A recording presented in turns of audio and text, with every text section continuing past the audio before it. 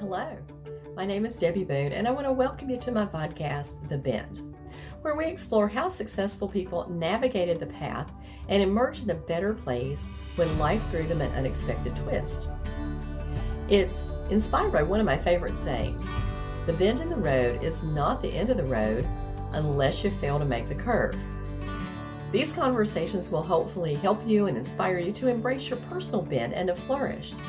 I hope you enjoy it, and if you need help with your own personal navigation and you're in veterinary medicine, please feel free to reach out to me at Debbie Boone to Manage Vets Consulting. Enjoy the bend and be inspired by our wonderful guest. Welcome.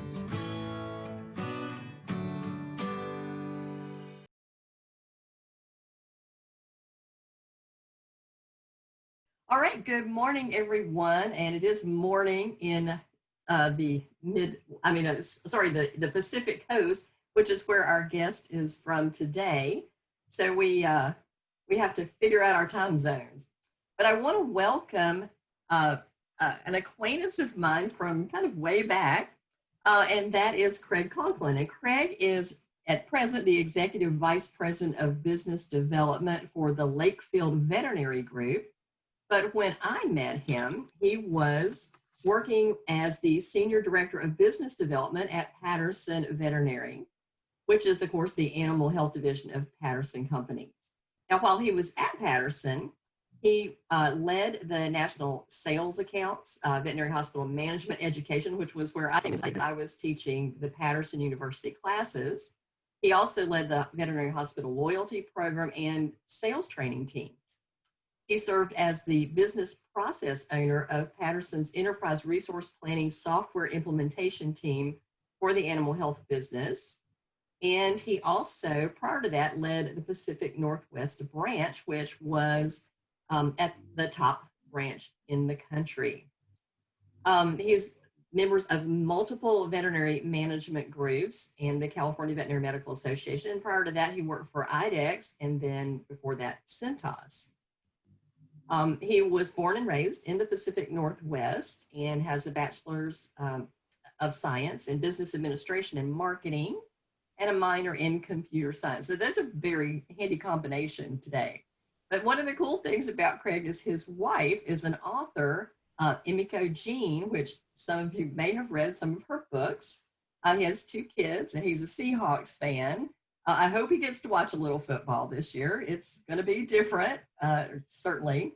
And apparently he's a fisherman because steelhead seems to be something that he's on the lookout for. So my husband and I live in North Myrtle Beach. We have a boat. We want to learn how to fish, and we have no clue what we are doing. It is truly the blind leading the blind. So anytime you want to visit the other coast, Craig, bring a fishing rod. We don't have steelhead, but we can work on something else that's edible here. Flounder, Spanish mackerel, whatever. But you're going to be teaching some people how to fish because we don't know how. We'll hire a guide. How about that? That's it. Yeah. All right. So today we're going to talk a little bit about your career path because, as I said, I mean, you started out with Centos, which I used to use as a veterinary practice manager to do cleaning supplies, and they had some tools that were the best thing I ever bought, honestly, in a veterinary hospital. And then you moved over to do work with IDEX, and then Patterson. So there's kind of a logical progression. I see a lot of sales reps moving from just kind of coming into the hospital one and then moving to IDEX, which is manufacturing, and then maybe going into distribution, which is the path that you went, or from distribution back to manufacturing. I always laughed in veterinary medicine that the faces never change, but the business cards do. Mm-hmm. Because it's such a great profession. People get into it and they never want to leave, right? Exactly right. Yeah. So I'm imagining that with your marketing degree and your computer science minor, that working as an animal health person was probably not the first thing on your career agenda. So how did you start? I mean, how did you kind of get into this path? Yeah. So, and thank you for asking me to join. I'm happy to share with you my background. And It's always a pleasure to see you. So we met way back when. I still remember the first time I had you come out to one of our branch events, and I think it was in Reno. Um, we had an event when I was the branch manager for what was then Webster Veterinary Supply before they changed the name to Patterson. So yeah, I had a great opportunity to see you speak, and I was just so impressed. And we had an opportunity to share that with as many veterinarians as we could get in a room. Really, Yeah. and so we did that as many times as we could. So thank you, first of all, for helping me along the way with your professional advice and Oh, helping our clients. I'm happy to do it. All ships rise, and we want to make the veterinary profession the best it can possibly be. And Yeah, and that's why we are doing this today, is so we can help people in our profession uh, navigate some of yeah. the rough spots. Yeah. Yeah, so I got into it. So yeah, you're correct. When I was in school, I wanted to get into business. I always knew that I wanted to be in business. I saw that as my career path from a very young age. My grandfather was a businessman, and I just kind of knew that that was the direction I wanted to go. The rest of my family were all teachers, and so I saw a different path for myself. But when I was in school, I had a great education and a great marketing teacher, and they actually had a really good job fair at the school I was at, where I graduated, Southern Oregon University in Ashland, which unfortunately is on fire right now with all the Oh, wildfires. But I actually went to the job fair my junior year and then again my senior year, and I met multiple companies, and this was in 98, 99. So it was very much a job seekers market. And I was able to actually get 2 job offers coming out of school between Enterprise and Cintas, both in sales. And so I saw sales as the quickest way to move into where my true passion was, which was leadership and management. And I thought, well, no better way to prove myself, because I didn't know anybody in any industry and no connections, to go out and earn a reputation. So I took an outside sales position with Cintas, and it was 100% commission sales gig. I did that for 3 years. And then I was lucky enough to be promoted to be the sales manager of that same team. And I did that for another 3 years. And I didn't know anything about veterinary medicine. I was working in a totally unrelated field. We didn't have any veterinary customers as clients, but I had a disagreement with my then supervisor, and I got a phone call from a recruiter. And the recruiter said, "Have you ever thought about medical device sales?" And normally I don't even return those phone calls, but that day I happened to return the call. And the person I spoke to was very persistent. So really good recruiter then. he was a good recruiter. He was a very good recruiter. And so I went on a couple interviews with the human medical device instrument sales. And that's a totally different world that I had no experience in. Seemed interesting, but they were looking for people with experience. So I didn't pursue any of those. But then he asked me if I thought about medical devices for veterinary hospitals. And I said, "Tell me more. I don't know anything about that." And so long story short, I ended up going on a bunch of interviews and met the teams over at IDEX and started my career in veterinary medicine with them. So yeah, it was interesting. Before I went on my first interview, I went into a couple of veterinary hospitals where I was living, and I just asked, "Hey, I'm thinking about going to work for this company called IDEX. Have you guys ever heard of them?" And 3 hospitals said, "Yeah, we do business with them." And so it was a favorable response I got from people I had no idea about. So I really enjoyed my time with IDEX, and while I was working for them, they sold their stuff through distributors, and the top distributor that I worked with was the Webster Vet Supply team. And so when I was actually up for an internal promotion at IDEX, and I approached the then branch manager at Webster for a recommendation, and he said, "Sure, but I'll do you one better. I just got promoted myself. Why don't you come work for me?" So I wasn't looking to change companies at all. In fact, I was asking for a job recommendation for staying at the one I was at. Yeah. But he made a compelling argument, and I already knew all the people. And so I decided to make that shift from manufacturing to distribution. That was in 2000, I think 6, maybe 2006, 2007. So that And was really kind of your first curve in the road, it because was. here you were just kind of tooling along. And I do want to go back to something that you said, because you said right out of college, or right in my first job, I took 100% sales commission job. And I think that's kind of brave. because I see a lot of veterinarians who are very concerned about using a production base, and there's arguments both ways on pro-sal and production. But in my experience, the veterinarians who take that risk and work on production actually make more money in salary than people who don't, because they're rewarded for doing hard work, and it is hard work. So when you were sitting here thinking, oh my God, I could make no money, or I could starve. Um, how did you say, I'm just going to do it? I have confidence in myself, and I'm just going to do that. Yeah, well, two things. One, the person I was going to work for was experienced and showed me that they were going to teach me how to earn a living doing that. So also there was a draw of 27,000 a year. So, divided by 12 months, that's how much the draw was per month. And so I knew that that's how much I had to sell in order to get anything beyond that. And I thought 27,000 a year is the minimum. Okay, that's better than nothing. And so I really saw it as a great opportunity because I was confident that I would be able to do the job they described me to do. When I was in high school, I joined this club called DECA, the Distributive Education Clubs of America. And when I was doing the competitions, I actually won, I placed third at the state meeting and got to go to the national competition.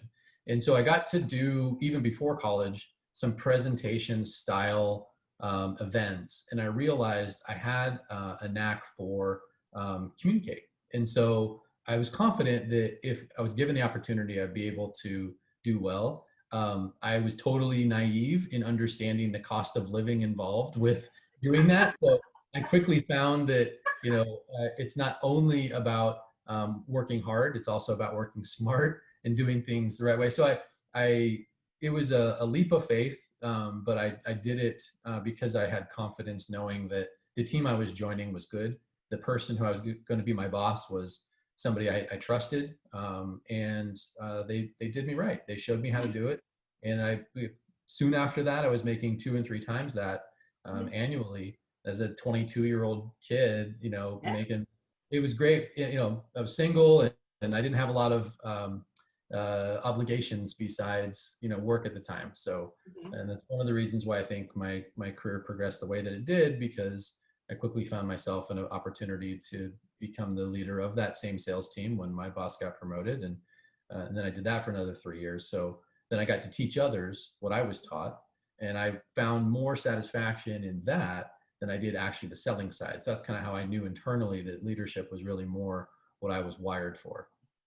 Maybe that education gene pool was coming out in you, because the teaching part of it, and that's the part that I love too. Of course, you like I said, you see me in action, and I absolutely love teaching veterinary teams how to do better communication and serve their clients well, and to have just a really good life balance, because the key to everything is communication, and being able to, I guess, promote yourself. Like, you obviously, just your communication skills are what lifted you up in your job positions, because I can guarantee you that if you had not made an impression on those sales managers over at Webster, that they would not have said, hey, I just write you a letter of recommendation, but no, let me give you a job instead.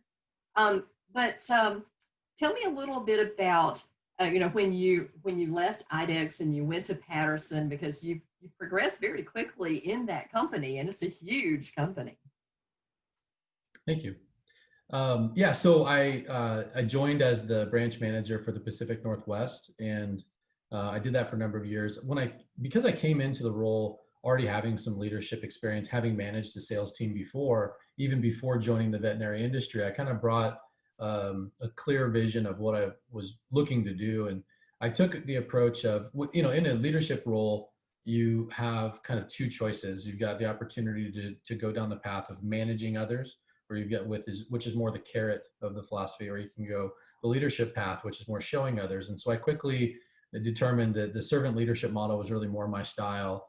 And I really wanted to focus on how can I help clear things out of the way for the sales team, because the sales team that I joined to lead They're very experienced. Many of them had been doing it for multiple decades in the same territories.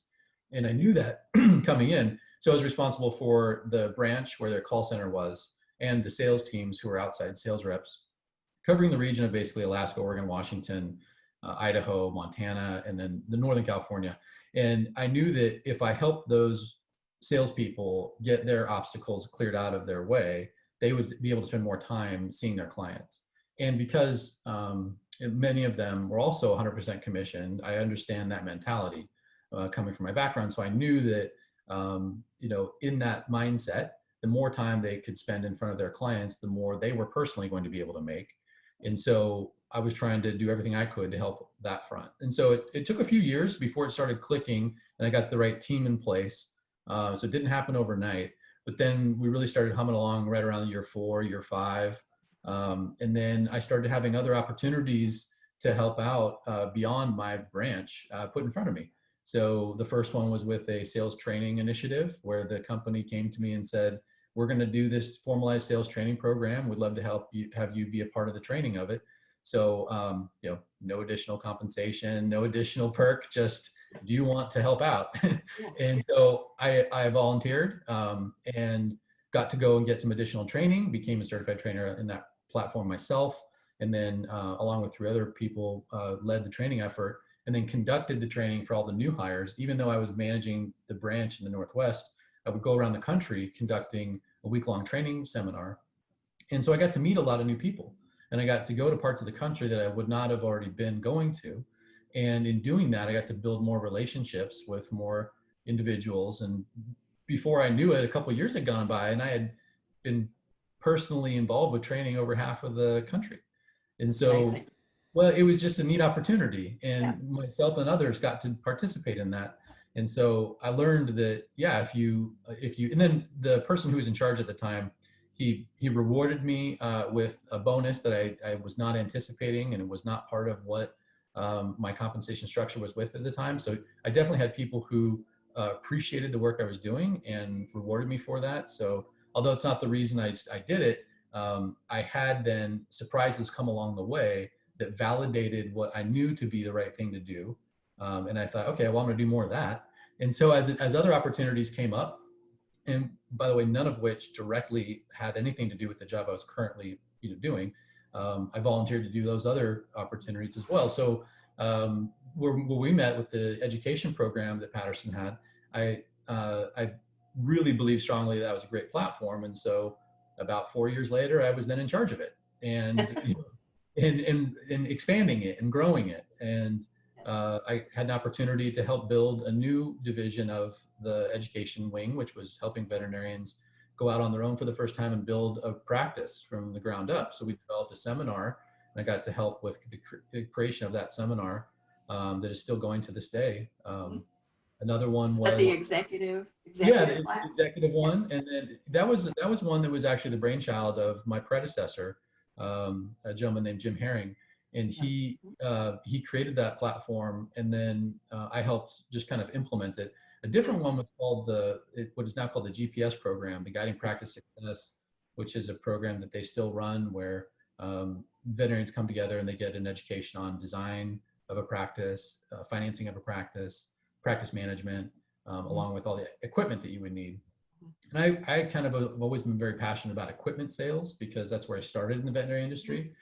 And I knew that in the Pacific Northwest, people were very progressive in how they practice medicine. And so I thought if I could have a national platform to highlight some equipment and bring veterinarians to that, we would probably sell more in the Pacific Northwest. And we did. And so it very much helped. But then I got to meet more people. And so I was then, a colleague of mine, Bo Eiler, approached me and asked me to join his team he was forming for national accounts. And so in 2014 or 15, I was promoted to the national accounts team, and then I was leading that team. And that's where I met the Lakefield group. So they were all... it all just kind of snowballs in there. And one of the things that I, firmly believe in, and this is what we're doing today, is creating a network of people who you might not know everything. And this is what I tell my clients as a consultant. I don't know everything. I certainly don't, even though I've been doing it a very long time. but I know super smart people, and I can connect you with those people. And, just my experience with Patterson and some of the things that you're talking about, if I have clinics who are trying to think about developing or building their animal hospital, well, I've built 4 practices from the ground up, and I know what's involved in it. And I have my list, but there's nothing like being able to take somebody over to a branch and go, let's walk through this pretend hospital, because here's all the stuff, right? And the support that you guys give. So I don't want it to be a Patterson commercial, but I just, that mindset of how you can be progressive, and when you help people fill their needs, then you actually progress in your life too. And that's just something that I believe in. I want to step back a little bit, because when you talked about taking over the branch and having sales reps that had been there decades, and here you were, the new guy, and I'm sure younger than a lot of them. Managers often go into practices that have these legacy employees, and it's sometimes it works out great. Sometimes depending on their leadership skills, they're able to kind of envelop these people into their vision for what's going on, and other times it doesn't work out so well. So just give me some tips that we can share with the audience about dealing with those people who, they're kind of entrenched in their ways. We've always done it this way. It works fine for me. How can we move them forward, or either move them out? Yeah, it's a really good question. So to me, it all comes back to trust. So in leadership, I found in my career that when I trusted the people who were in leadership, I was willing to do pretty much whatever they asked. And I knew that stepping into a new role, I had some trust with some of the people, but I didn't have all the trust with everybody. And so how would I build that? And so I tried to do it a couple ways. First, a lot of people are, this is the way we've always done it. Therefore the way we should always do it. And there is a little bit of truth to that. If you think about it and you take a step back and kind of detach from the situation you're currently in, there is a broader connection to the organization you're working for. And the fact is, it is still operating as a business. So therefore, things are not inherently bad when you step into that role. There are successes going on. And so how can you as a leader identify and highlight the things that are working well and do more of that? And then identify and highlight the things that aren't working, and lift people up to be able to change those aspects of it. So for me, it was always about trying to listen to what the team's needs were and really understand from their perspective why they're doing it the way they're doing it now. And where I asked people to change is when I got the answer of why this is just, I guess, the way I always thought it should be. And there really wasn't a good reason. Then we would look at it and say, okay, let's think about it. Should this be the way we do it continuing forward? But I didn't come in saying, now everybody's going to change everything. Yeah. And I've seen leaders do that in the past, and it really discredits, I think, the team that was there prior, if it was actually successful. Now, there's definitely situations I've stepped into and I've seen in the past where the business was not successful and it did need that overarching change. In those situations, it's not going to be news, and it's not going to be new to anybody. But in broad terms, I found that when you come into a new role, and yeah, I was the youngest manager in the entire company at the time when I joined. So not just within my group, I was literally the youngest guy with the whole firm. Wow, no pressure there, Craig. Well, yeah, and so I knew, okay, well, I don't know everything. So I tried to listen as much as I could. And, The 7 Habits of Highly Effective People was a book that I read thoroughly, back to back, front to cover, in my first management job. So I had this idea of, all right, if I can first try and understand what's going on with this team and hear from their perspective what their challenges are, then I should be able to make some change. There's a really good show on Apple TV right now. It's called Ted Lasso. I don't know if you've seen it. I haven't seen it. It's about a football coach, Jason Sudeikis, from the United States, American football, who then goes to the UK to be hired as a head football coach of the Premier Football League in London. And it's a really cute little show, but it has lots of leadership kind of truisms about it. One of the things he first does when he shows up in this new locker room, he's never seen or met these guys before, is he brings out a suggestion box and he puts it on the counter, and they're laughing at him. He's an American football coach. He doesn't even know the sport. And he just says, hey, I just want to know What do you guys think needs improvement? And there was a lot of bad comments, and it's a comedy, so there's a lot of funny stuff. But one of them said, the water pressure in the showers is terrible. And so out of all these comments, he actually found one that he could actually fix, knowing nothing about the game or sport. But then he developed that trust with that person who then had the comment. And so to me, it's all about finding the different areas that you can have positive change and build that bond of trust, because there's going to be hard stuff that comes, and you're going to have to spend that emotional capital and that trust capital at some point in order to help the company do what it needs to do. But if you don't have any emotional capital, you don't have any trust, then it'll all fall apart. So for me, that's what I found is helpful. Well, I think that's such wise advice, because I see new managers go in and they immediately want to just fix everything or do it the way they do it. And you're right, there's a lot of things that are going well. And as a consultant, one of my jobs is to go and find the things that are not going well and to coach people how to get to where they want to be. So there's things that I go in and went, you know what, this is great. You are doing this beautifully. We're not even going to waste our time on that. Let's just do that. But here's the things that cause you pain. So let's work to fix the things that cause you pain. And then you have buy-in from the team, because if you don't get that buy-in, you are going to have people who are bucking your every move. And then you get the drama, and everything is a thing, right? Everything becomes a thing. And we certainly want to avoid that. Well, that's where I think, I'm seeing that a lot now with Lakefield. So with Lakefield, which is my chosen home, and, where I've been for the last 3 years, and if I have my way, this will be my forever company. We are now really change agents when we go. So when I buy a hospital, one of the things that is super challenging is the team doesn't trust us at all. You're the corporate raider that came in, right? Yeah, exactly. And so we're a privately held company, and the people who do the acquisitions, myself, Molly, our president, Chad, our chief development officer, Alexander, our owner, we all meet the owners well ahead of time through an acquisition. And we develop a relationship over time with the sellers. And so usually I'm walking into a situation where the sellers have a tremendous amount of trust in me personally and our company, because we've got to know them over the course of a couple of years in many cases. And we just closed on one in Washington I first met 10, 15 years ago, back when they used to come to the Patterson University education series. So I've known a lot of these hospitals for a very long time, and the owners have a element of trust in me, but the teams don't.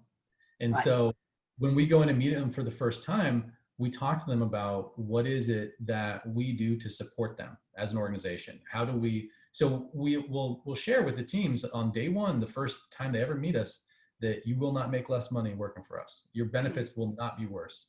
And if there's ever a nuance at our firm that we find that there's a legacy policy that we can't do moving forward, we make it right by that employee, either with additional wages or some one-off compensation.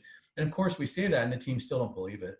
But then when we actually then show them all of the details and we give them the information that says, here's how it was done, here's how it's going to be with us, here's the gap, and here's how we're going to fill that gap for you, then they can see, oh my gosh, this is a company that actually does what they say they're going to do.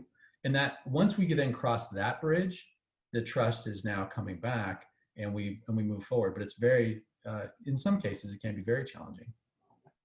I want to go back because I know part of your story that we haven't gotten to yet. Yeah. And that is that the big decision, the true bend in the road, when on the same day you were offered 2 positions and you had to make that choice. So tell us a little bit about that day and what happened. Yeah, so this is I was the senior director of business development at Patterson. I had been in that role for about a year, and the president of the company came to me and said he wanted to offer me the role of vice president of marketing, which I knew was a very good promotion. I knew everybody who had that job prior to me, and I saw it was a great job. I knew it really well. I knew what I could do, and having helped build their loyalty program, I understood the marketing aspects of the organization. So I felt fairly confident in my abilities to do that job. At the same time, I had been talking to the Lakefield group for about a year, So they approached me after they decided to switch their vendor over to Patterson. It took me a long time to convince them to do that. But then after we got that contract put in place, they approached me, and for about a year we had been talking, and I didn't really know what my role would be with Lakefield. I didn't really see that as a interesting change in my career when we first started talking. But then once I got to know the team a bit more, and I got to know Molly, the president, a bit more, I realized this is a group of people that has the exact same core values that I do, which is do the right thing for other people, enjoy what you're doing, respect others. And they were building an organization that needed somebody to come in and help them expand. And in my career, what I've found has worked for me is taking what was already there and making it bigger. Building something from scratch and then growing it, those two things are very different. I've had multiple opportunities to do both, and I really enjoyed it. And so I saw an opportunity to join a firm that was on the growth side, and I had a lot of relationships that I knew would help with that I had built over time. You mentioned networking. I knew that networking was really something that I had held a lot of value of. And so, yeah, it was July 3rd, 2018. I received a job offer from my present employer to take a promotion and become vice president of marketing. And the same day, I received the job offer from Lakefield to join as the executive vice president of business development. Two totally different companies, two totally different jobs. And I had a decision to make. And it was a very interesting one. I will never see that happen in my career again. I can guarantee it. But it was something that I felt very fortunate that both firms felt confident in me to be able to provide value to them. So I was very appreciative of those opportunities. And I think the safe way would have been to stay with the company that I was already at, because I'd been there for over 12 years and I knew everybody in the firm and I knew the inner workings of the company really well. And then I think the riskier one was leaving to join Lakefield, but I really had to, think about in my decision-making process, what's most important to me, because this was a unique opportunity and I had two different opportunities at the same time. So I saw it as I was super grateful that the people who came before me laid the path that I was able to actually be in a situation where I had that opportunity put in front of me. And B, I had to think about long-term, what did I really want to do? And I was, I just turned 40, my two kids had just been born.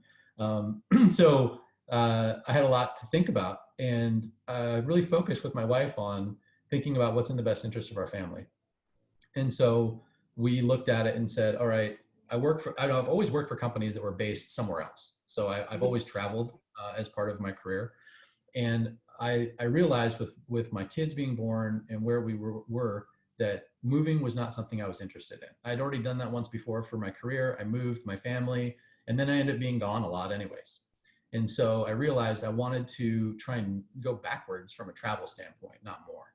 And so both travel is required in both positions, but with Lakefield, we're based in the Pacific Northwest. And so it would be the first time that I would be joining a company that was based in the state where I actually lived, which for me was a big thing, because I could drive to the office, with Patterson, and before that, IDEX, and before that, Cintas, they're all based in somewhere in the Midwest or the East Coast. And so I was always on a plane. So I knew that I wanted to travel less. I wanted to spend more time around my kids, but also I wanted to help build an organization that I could, that would stand the test of time, because I wanted to help build an organization by doing it with quality. And I knew that if I was focusing on an area that I could really drive and I could see hospitals and I could meet people and spend time with them and build relationships, that's what's worked best for me in my career. And that was definitely more on the side of the Lakefield opportunity. The VP of marketing job at Patterson was more of a opportunity that would allow me to advance within the Patterson company. But I also knew that it would likely eventually require relocating to either Colorado or Minnesota, which was not really interesting to me. So even though they were giving me the opportunity to stay where I was, I decided that for my family, I wanted to take a job that I thought would be a little bit less travel. And so I felt like it was a little bit of a risk, but I also built a relationship with the Patterson team over a long period of time. So I knew, or excuse me, the Lakefield team over a long period of time. And I knew that if I were to take this role, I would receive the support to learn new skills, and I would receive the opportunity to provide my input in a meaningful way. And so I jumped at the opportunity, and it was the hardest phone call I ever had to make was to Kevin Pullman, the president of Patterson Animal Health, and respectfully decline the opportunity that he presented to me. And he was so gracious. He said, Craig, look, I will never fault somebody for making a decision that will benefit their family. And if that's truly what you believe, then I wish you nothing but the best of success. And he's just the most gracious person. And I hold him with a tremendous amount of respect. So yeah, that was my bend in the road for sure. Yeah, yeah.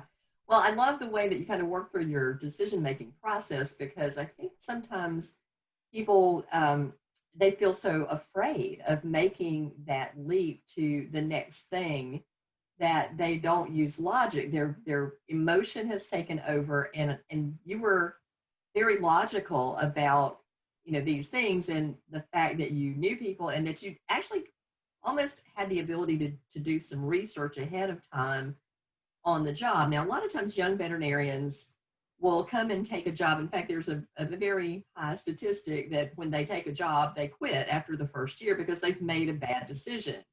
And you and I, we like stats, so we know these stats, and they're important to our work.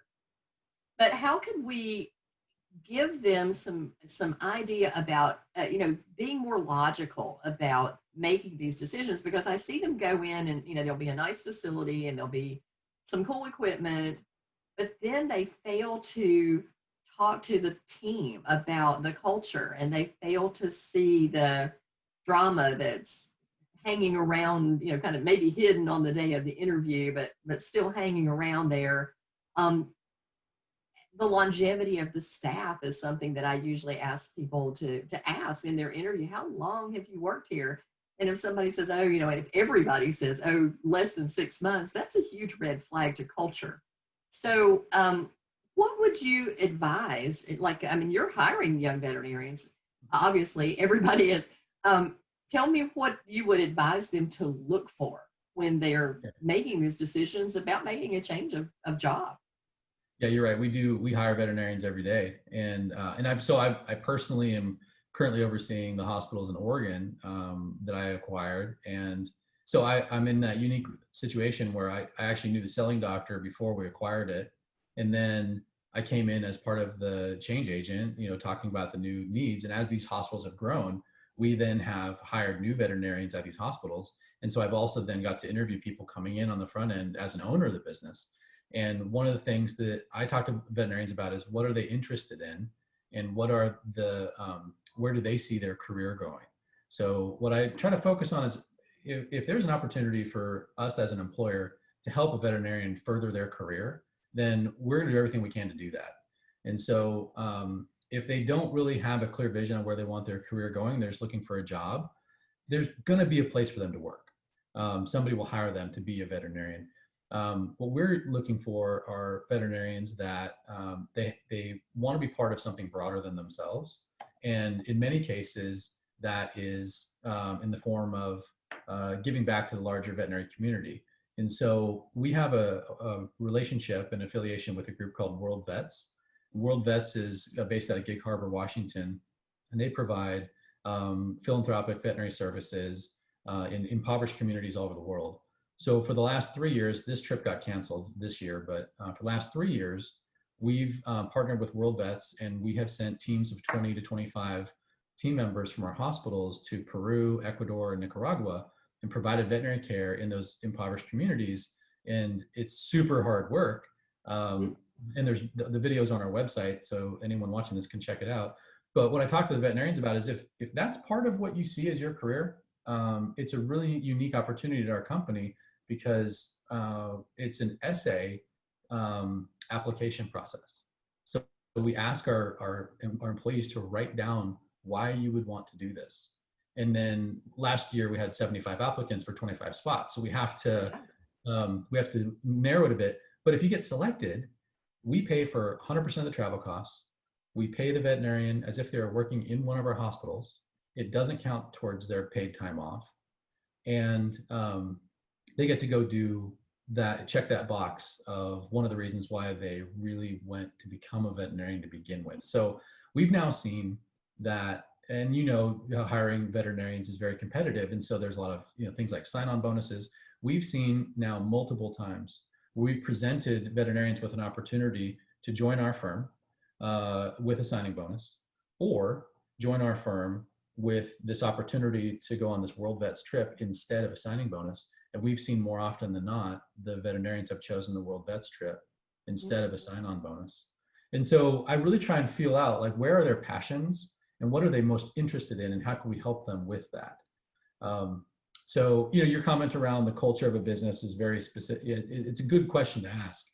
One of the questions I always get is, well, as a group that owns multiple hospitals, are we some faceless, nameless entity that's kind of lording over our hospitals? And the answer is, just call any of our hospitals and ask them, because the proof is in the pudding. And so, and by the way, when we make hiring decisions, I am one person in the interview process. I do not make hiring decisions for veterinarians for any of our hospitals. The medical director, who in most cases is a former owner, they're the ones that actually make the hiring decision. And so I'm just helping that medical director try and get good candidates in front of them to pick from. And then the medical director, who was the owner for 20 whatever years, they're the ones who built the culture. And so they're the ones that we allow them the opportunity to share what is it really like working here. And we always do working interviews. We don't hire, for the large part, veterinarians without actually having worked in the hospital with the staff, for a full day. So that's just kind of how we go about doing it. But it's been pretty effective for us so far. I like the fact that you have a screening process. I've given lectures on hiring several times at national conferences, and the statistics are horrendous. That typically hiring managers spend about 5 minutes prepping ahead of time. They'll like, oh crap, it's time for so-and-so to come in. Let me go look at their application. They do a quick read through, and then there's this person in front of them. So they really haven't done much prep work. And then there's no background check. There's no getting the team involved in the hiring process, and no working interview, because my premise is that you can fake anybody out for an hour or two, but put them in a, kind of a pressure cooker for a day and see how they do, and, what their natural tendencies are, because behavior rarely changes. And if we know that they behaved like this in the past, the chances are high that they're going to behave like this in the future. Is that a behavior that we want, or is it a behavior that we do not want to have in our culture? Well, Craig, I know that I don't want to go over our time, and I know you have a hard stop, but in the making these career decisions and in moving up into the different roles that you've played through multiple different companies, tell me how you think networking played into that, because it's something that I feel that sometimes people think only executives need to network, or only management or leadership people need to network. But I believe that everybody benefits from a network of people that they can reach out to for advice, or, opportunities or shares. So tell me what your thoughts are about, how that worked for you. Yeah. So I believe that relationship building is one of the things that's been effective for me in my career. Building relationships with people, because I kind of think of it in terms of, when I got into business, I didn't know anybody, I didn't have any connections. So I had to build a reputation for myself. And what was the foundation of that? I wanted to build a reputation that people knew they could count on me. Because I felt like if people knew they could count on me, then I'd be viewed as dependable.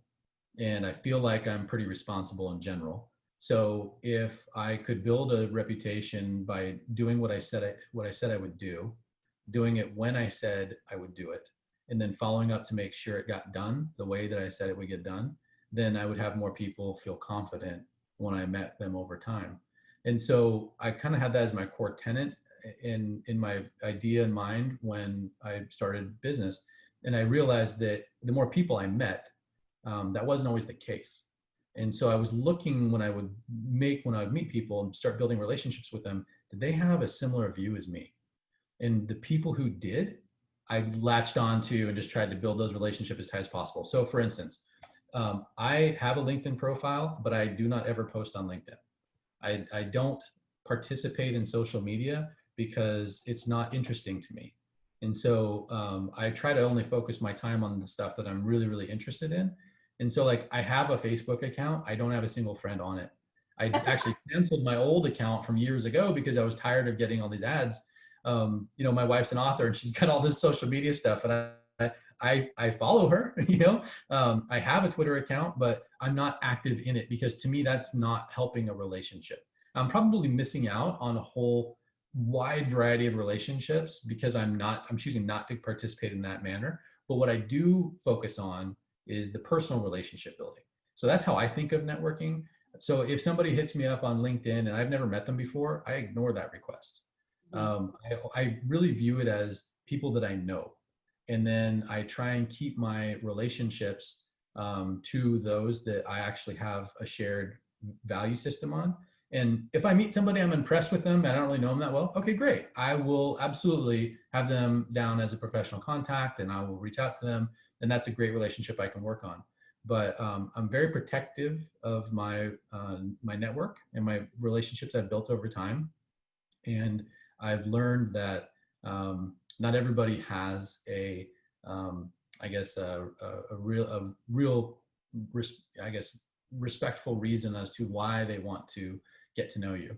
And so I have seen the difference between givers and takers. And I try to focus more on the giver side than the taker side. Yeah, yeah, yeah. It is difficult to find that balance. And you know, my husband is funny because he hates all social media, and he has a social media account because he owned a business before he retired. So he basically is a stalker, but he does not participate in any social media. He just looks at stuff. But for me, I'm terribly active on social media because it allows me to get to kind of stay kind of mentally inside a veterinary hospital and see what the pain points are of the teams, and then try to come up with a solution for, you know, whatever I can do to help them.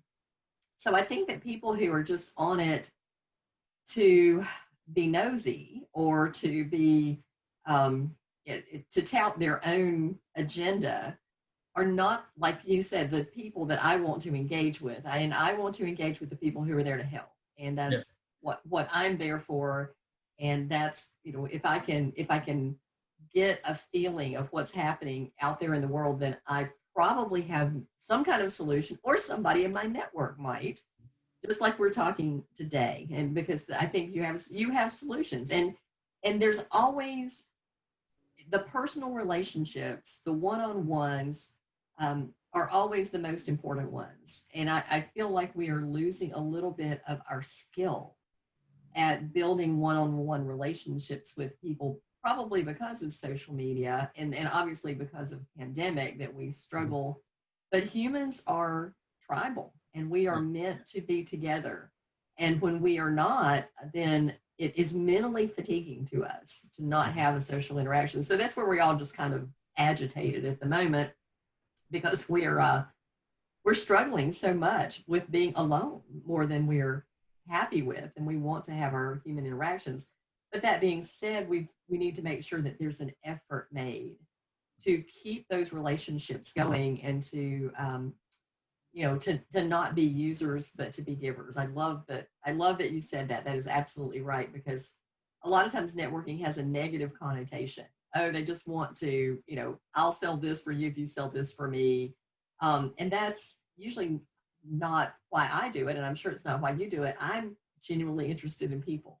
I think they're fascinating, and I love to hear, how they think and how they do, and learn from them. And I think we all have something to teach, even if we are a ditch digger.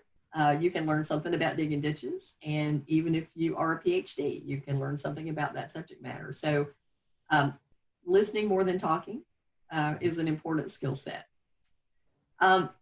Any final words of wisdom out there, Craig, for people who are trying to navigate that big bend in the road and make those decisions to, take that step forward take a chance?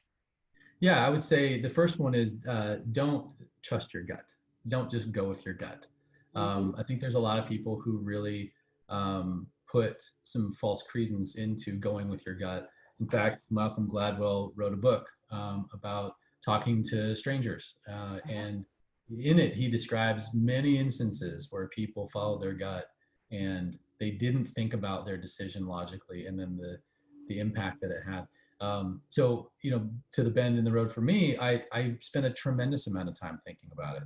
And I told both parties that I was going to spend some time going through it. And I thought through every scenario I could think of.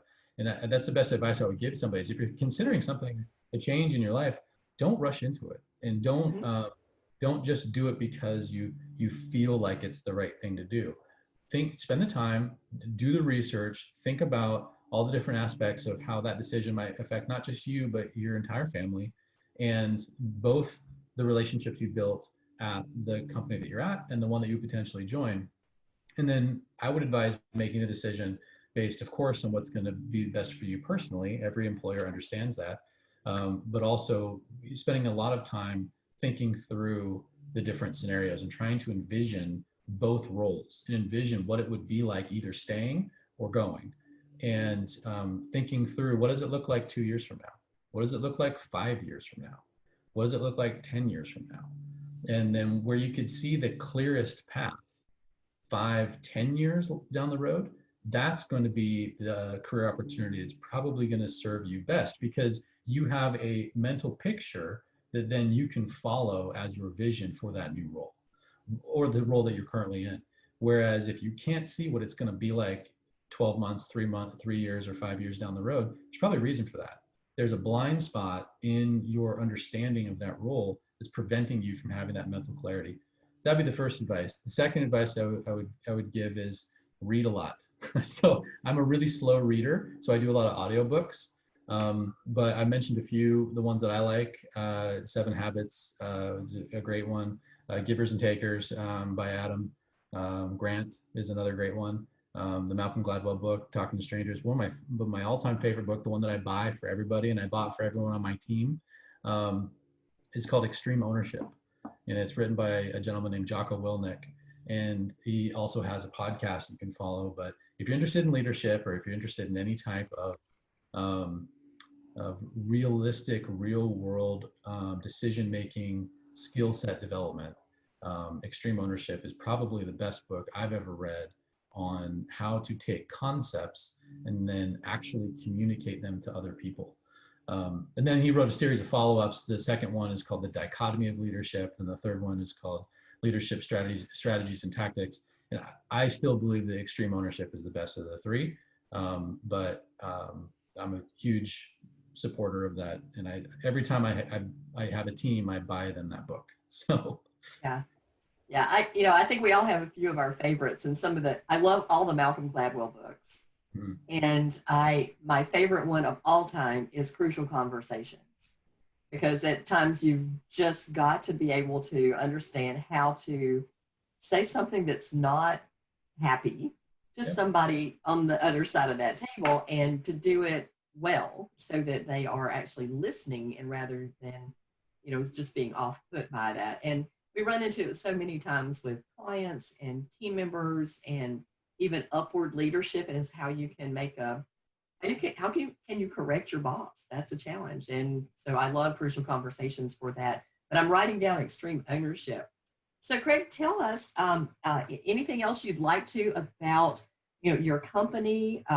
If you, I know you don't do social media, but if we will put up some of your information. If there's a veterinarian who's interested in coming to work for you, we want to make sure they can get in touch with you. Yeah. And I also, if you will email me those 3 favorite books of yours, we'll make sure that we tag them to the end of the podcast. Sure. So that our readers or listeners or viewers can have that information available. Sure. Yeah, Lakefield Veterinary Group, we are a privately held owner of 50 veterinary hospitals spread out across the country. We have 5 regions of the U.S. that we are actively purchasing veterinary hospitals in. That's the Pacific Northwest, where I'm at, which would be Oregon, Washington, Alaska, Idaho, Montana. Then we have what we consider to be the central part of the U.S., which is Arizona, Texas. We have 13 hospitals in Texas, 14 hospitals in Texas, and I think 11 or 12 in Arizona now. So growing communities there. The upper Midwest, which is Minnesota, Wisconsin, Indiana, that we already have a nice group of hospitals there. So those are the areas that we're looking to expand within. So if any of your viewers are in those areas, you want to reach out, you can call me directly. My number is 253-216-1361. I'll send you my contact info. You can also, yeah, and we also, our website, my profile is on the leadership tab. You can hit the contact us button and submit an email with any information, or just, hey, call me, and I will be the one who then follows up with you. We also, we do have social media accounts at Lakefield. I have one. I have a Twitter account, but I never check it. I have a LinkedIn account.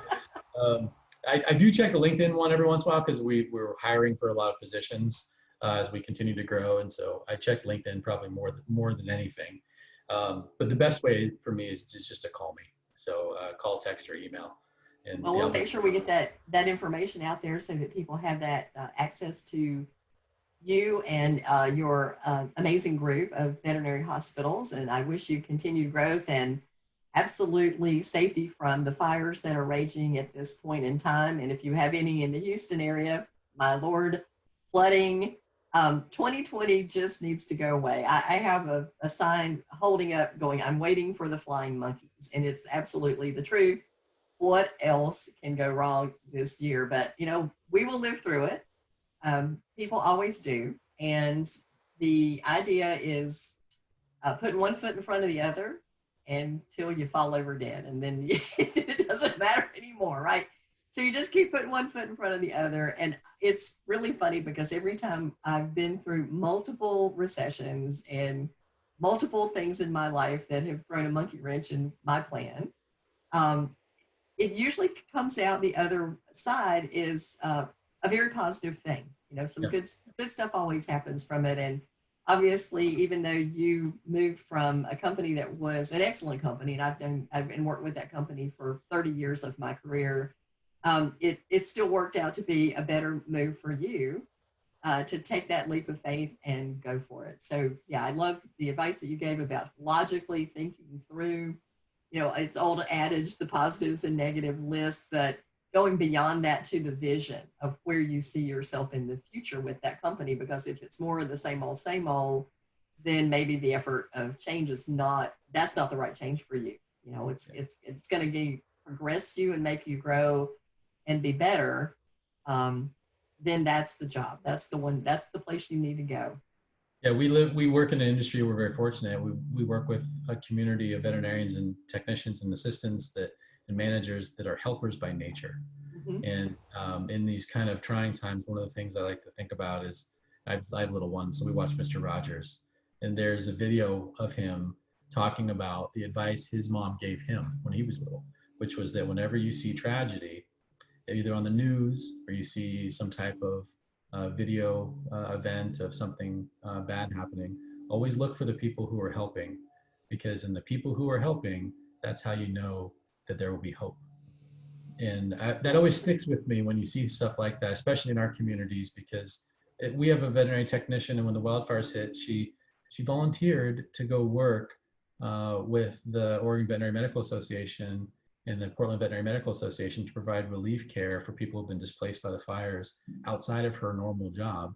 And so we actually offered to pay her for that time.